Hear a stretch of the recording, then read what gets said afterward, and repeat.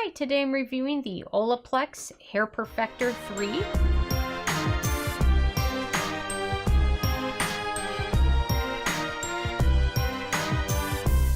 And really quick, I just want to say I purchase all these products with my own money, so you know you can trust my opinion is what I honestly believe. And if you want to help support the channel, click on the Amazon link below before you make your purchase. So the OlaPlex is a newer product from the brand OlaPlex, and this is meant to be used in addition to shampoo and conditioner, and it's supposed to really revive dry and damaged hair. And this is the full-size bottle, which is $28. So that was a little shock to me because I ordered this.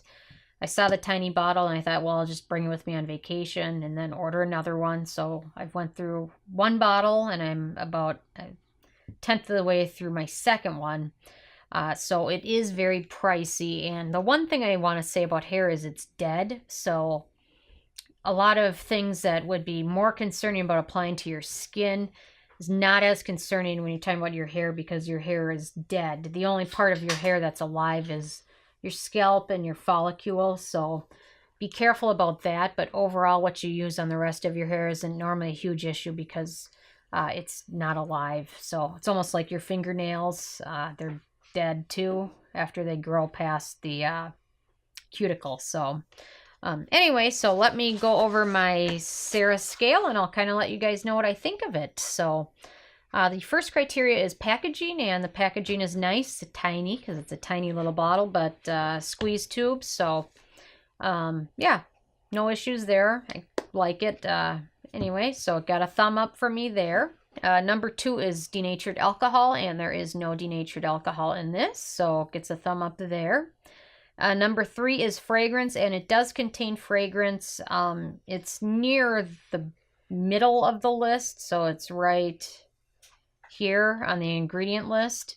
So it's about right in the middle, but like I said, hair is dead, so it's not as big of an issue normally.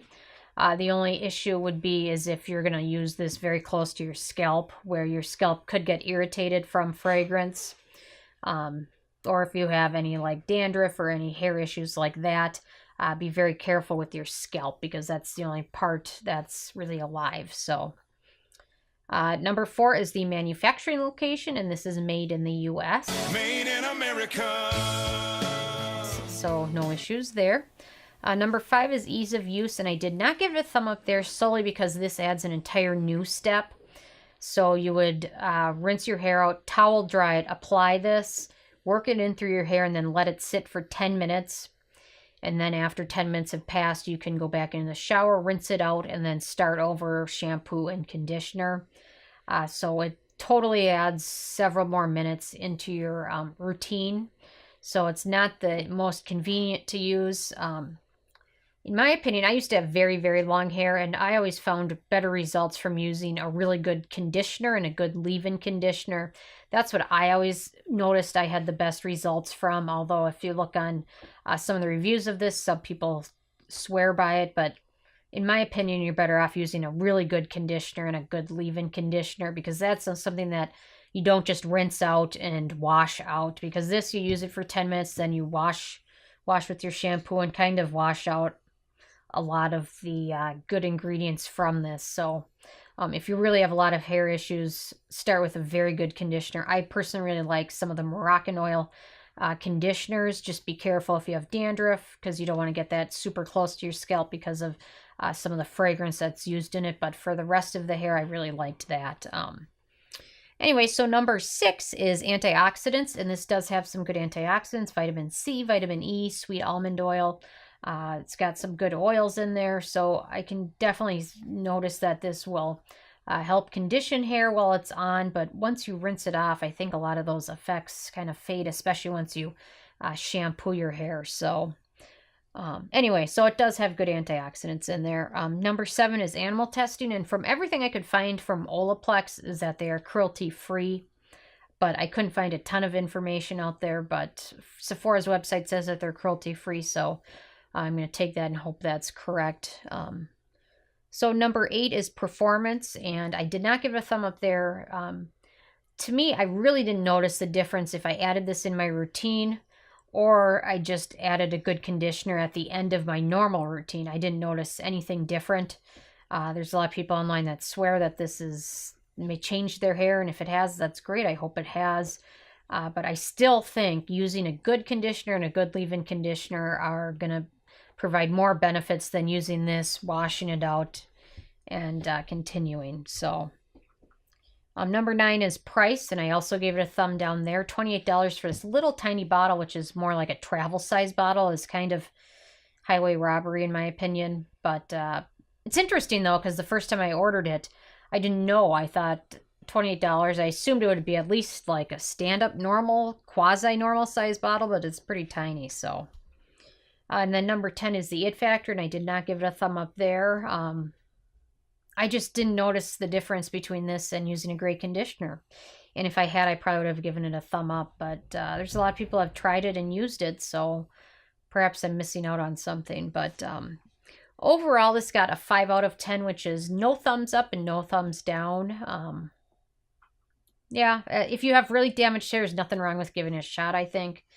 But definitely invest in a very good conditioner hair mask. So anyway, I'm interested if you guys have had a chance to try this out yet or not and what your thoughts were. Yeah, if you guys have dry or damaged hair, what conditioners do you guys use and what hair products do you use? So I've kind of been loyal to Moroccan oil for the last like 5 or 6 years, but you know, there's always something good out there. So leave a comment and let me know what your thoughts are. And if you like this review, give it a thumb up. I like that. And feel free to subscribe if you're not already. I come with at least 1 new review every day. And check out nobsbeauty.net. Thank you so much, guys. Hi, this is Sarah from No BS Beauty, and I'm proud to offer you one of my first products. And it is a stainless steel makeup palette. And I've been using ones like these for quite a while, and it makes it a lot easier to mix kind of custom foundation shades, custom serums, custom lip colors.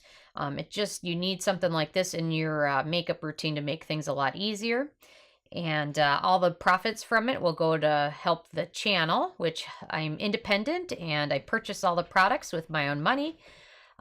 So definitely all of the profits will go so I can continue to bring you good reviews. But, you know, things I like to use are retinol. Retinol is definitely a good thing to use, but sometimes some of them can be a little too strong. So sometimes I like to mix them with other serums. So I'll use this to kind of custom make my retinol at night. So it's a little bit less irritating when you mix it in with something else. Or another thing you can do is mix in a vitamin C. Some of these can be a little oily or greasy, so sometimes it's nice to be able to mix it in with another serum. So I like to use the Clinique one, and I'll mix this in just a little bit because otherwise sometimes it can be a little too oily. And I'll mix it in, and in the morning I'll apply it all over my face before sunscreen. And another good vitamin C serum I like is the Dermadoctor one, but sometimes using the dropper with that can be a little messy, so sometimes I just like to mix just a little bit in with another serum. I love the First Aid Beauty Ultra Repair Serum, definitely a holy grail of mine. And I like to mix that in with it as well. Or sometimes before I go to bed, if I've got something else going on the next day, I like to mix in a little bit of tanner, self-tanner, but sometimes if you use it alone, it can get a little too orange or a little too dark. So sometimes mixing that in with another serum makes it definitely a lot better and a lot more moisturizing for your skin as well. So definitely something you can use in your serums or your kind of custom make your own skincare routine by using that and mixing up all these products. So definitely something worth considering there. And I also like to use it to mix in some of my custom foundations. So let me show you that too. Another thing I've been using this palette for is mixing and kind of customizing my own foundation. You can almost create a specific color if you have certain foundations that don't mesh well with your skin tone or even your skin texture. You can almost create your own custom foundation. One foundation I love is the Bare Minerals Bare Pro. However, sometimes I can find it to be a little too drying and almost kind of giving you more of a matte finish. So sometimes I'll mix in a little bit of the Josie Mara and Argan Moonstone drops with it, and then use it. And it kind of helps kind of lessen the color and kind of give it a little bit more of a glowy look. Another thing I like to use is mixing in sometimes with oil with a foundation, and sometimes that gives you more of a dewy look. So sometimes I'll mix that in with the Dr. Jart, and it helps give you a little bit more of a glow to it. So sometimes mix in just a little bit in. And you definitely want to be careful with what you're mixing just to make sure that the ingredients are compatible, because certain types of foundations don't work well with certain types of other ingredients, but something to consider, definitely. But you can almost create your own custom look. I love this, but sometimes I feel like I need a little bit of a glow to it, so I'll mix in some of my NYX Born to Glow Illuminator with it. So you can definitely do that. Also, Cover FX makes a great, they're custom cover drops, but you can use these to alter the color of any foundation. So this is great to mix that with. Just give it a couple drops there. And then mix that in with another foundation to make it either lighter or darker. The ordinary Serum foundation is great, but I found it difficult to get the exact color. So sometimes mixing the other colors works well. Cover FX also has these new glitter drops, so sometimes it's nice to be able to use this to mix in with either a foundation or just to put it on this, and then you can use a brush to either dip it in and apply it as eyeshadow, or dip it in and apply it onto lips as kind of a lipstick cover. So there's definitely some great options, and definitely love some of Cover FX's custom enhancer drops, but you can use this to mix it in with almost any different type of foundation and add a little bit of color here and there. But definitely using this, and if you use a sponge or a beauty blender, you can get that damp and then just use this to dip it in and apply it. It makes it a heck of a lot easier than trying to do it in your hand, or I don't know where else you would even, maybe the lid of another product, but this definitely makes all of that a heck of a lot easier. So it's definitely something worth picking up. And all of the profits from the sales of this palette will go to support my independent reviews. I purchase all the products with myself just so I can give you an honest opinion as opposed to somebody that gets the products for free to review. I personally like to purchase them so I can give you my completely objective review without having to feel like I owe a company anything because they gave me something free. So all the profits will go to help support those reviews.